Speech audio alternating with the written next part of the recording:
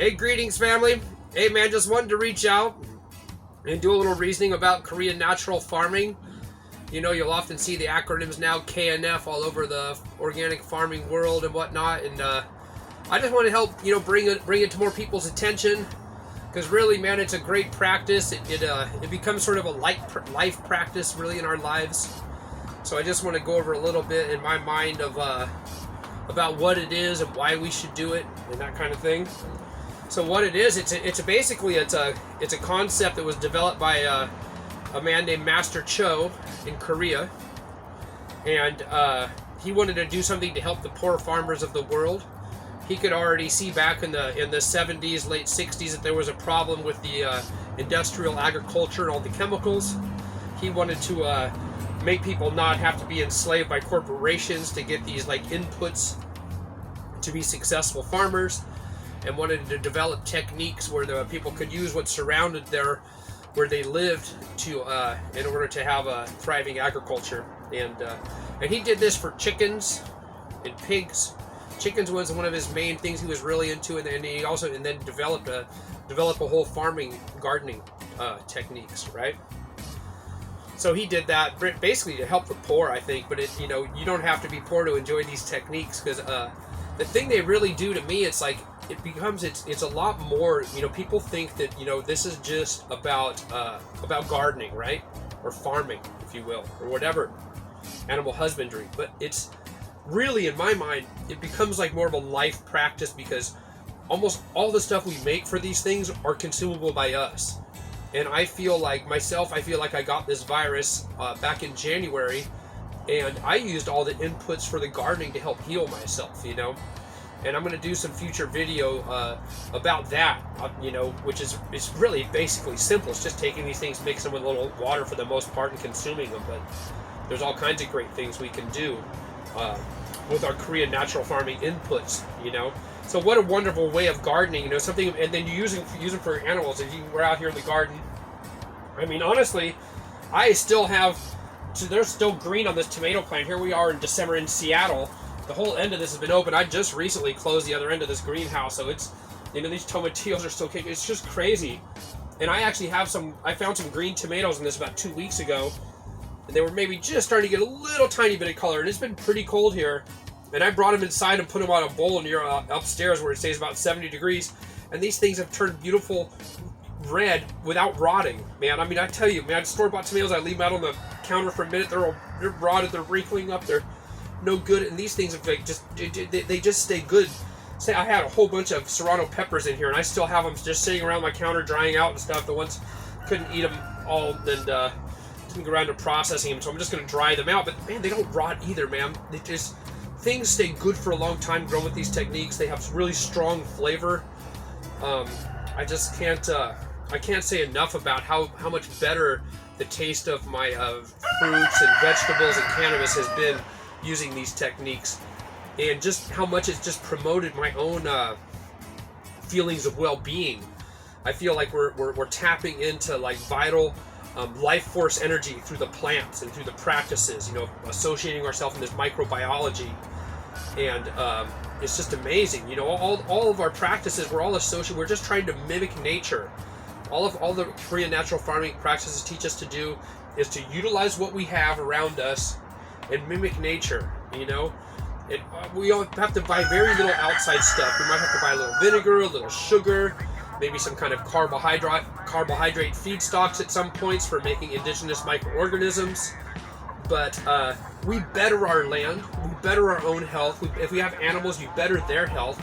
My chickens never get sick. We have a lot of coccidosis and Marek's disease here in the Northwest where I live. A lot of people are always having their chickens die off and stuff. In fact, even I sell chickens to people sometimes, and oftentimes that once they get there, after 4, 5, 6 months, they die from one of these diseases. But if they stay with me, they don't die. And it's just because they're just getting this living environment to live in that's being inoculated all the time. And oftentimes I put the Korean natural farming inputs in their water, and I ferment all their feed, using the principles, that I've learned through Korean natural farming.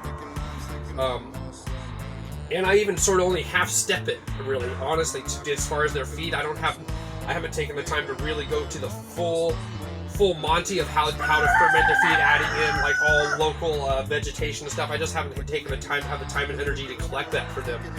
But if I was in the countryside, it'd be a lot easier. But it can be done for sure. If you're more in the countryside or in a tropical space, it's real easy to gather enough vegetation to make a huge part of your animal's diet.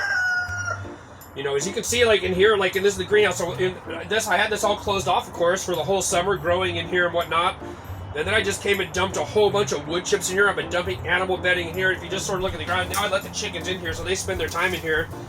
And you can just see it's just getting all just torn up by them. I just keep dumping bedding in here and stuff. I mean, there was big piles of stuff, and they just level it out. It becomes all part of the ecosystem.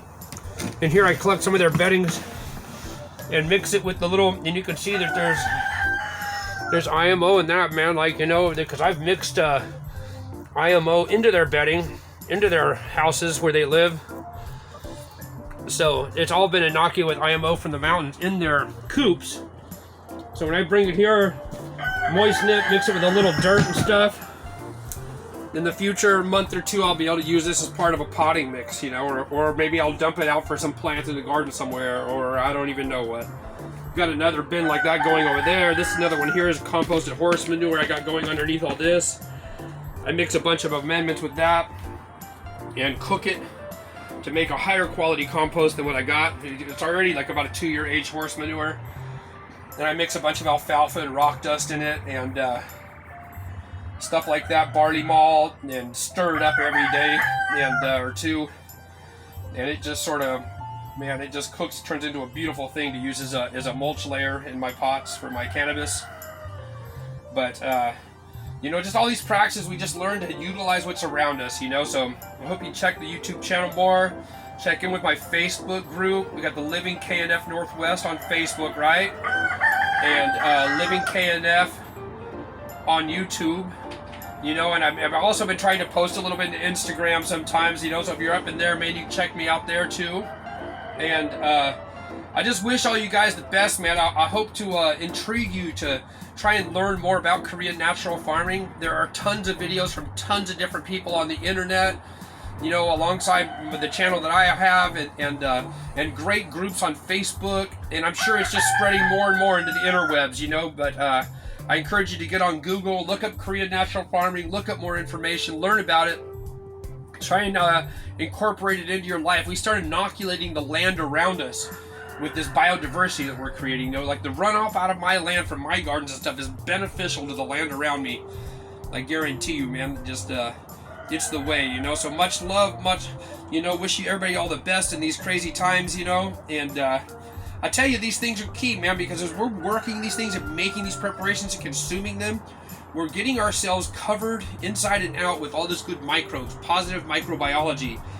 And that creates something sort of called competitive exclusion. That means when other microbes come on your body, they have to fight with the microbes that are already inhabiting you.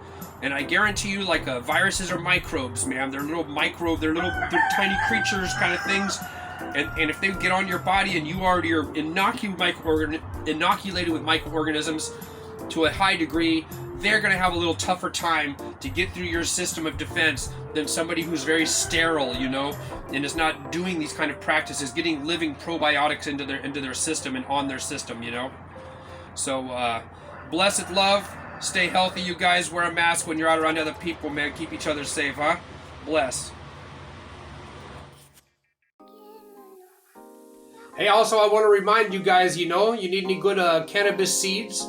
I got great autoflower and photoperiod strains available. Living KNF seeds, you know, probably one of the only world's first Korean natural farming produced cannabis seed.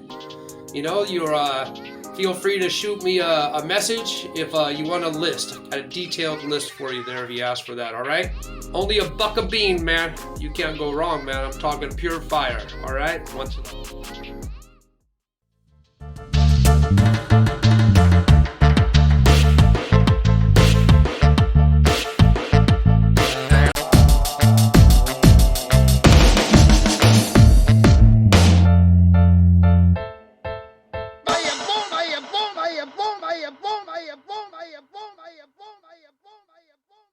What are you silly chickens doing, you chickens?